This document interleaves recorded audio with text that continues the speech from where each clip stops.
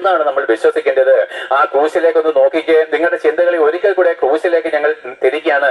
ദുഃഖവെള്ളിയാഴ്ച കാണുന്ന ഒരു കാര്യമല്ല ഞാൻ സംസാരിക്കുന്ന പ്രിയപ്പെട്ടവരെ.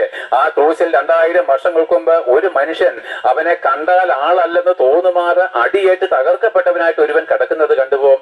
അവന്റെ ശരീരം മുഴുവൻ എന്താണ്, പിഞ്ചിയിരിക്കുന്നു. ആ ദുഷ്ടന്മാരുടെ അടികളേറ്റ് തകർക്കപ്പെട്ട് അവന്റെ അസ്ഥികളിൽ നിന്ന് മാംസങ്ങൾ വേർപിരിയുമ്പോഴേയും അവർ അവനെ തല്ലി. പ്രിയപ്പെട്ടവരെ, എന്തുകൊണ്ടാണെന്ന് അറിയാമോ? നമ്മുടെ പാപത്തിന്റെ ശിക്ഷ അവനേറ്റതാണ്. അത് വിശ്വസിച്ചാൽ നീ ഇനി പാപത്തിന്റെ ശിക്ഷ ഏൽക്കണ്ട.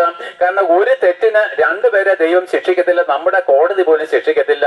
ഞാനൊരു കൊലപാതകം ചെയ്തെന്ന് കൂട്ടിക്കോ, തെളിവ് എനിക്ക് അനുകൂലമായിരുന്നു, എന്നാൽ മറ്റൊരുവന് അത് ചെയ്യാത്ത ഒരു വ്യക്തിയെ ആ പോലീസ് അറസ്റ്റ് ചെയ്ത് കോടതിയിൽ ഇല്ലാത്ത കേസ് അവന്റെ മേൽ ചുമത്തി കോടതി അവനെ തൂക്കിക്കൊന്നു കഴിഞ്ഞാൽ ഇനി ഈ തെറ്റിന് എന്നെ ശിക്ഷിക്കാൻ ഒരു കോടതിക്കും അധികാരമില്ല. പ്രിയപ്പെട്ടവരെ, അവണ്ണം യേശുക്രിസ്തു നമ്മുടെ പാപങ്ങളെ ചുമന്നത് വഴി 2000 വർഷങ്ങൾക്ക് മുമ്പ് നിനക്ക് പകരക്കാരനായിട്ട് പാപത്തിന്റെ ശിക്ഷ മരണം ഏറ്റത് വഴി ഇനി അതിൽ വിശ്വസിക്കുന്നവർക്ക് ആ മരണത്തിലേക്ക് കടന്നു പോകേണ്ട ആവശ്യമില്ല.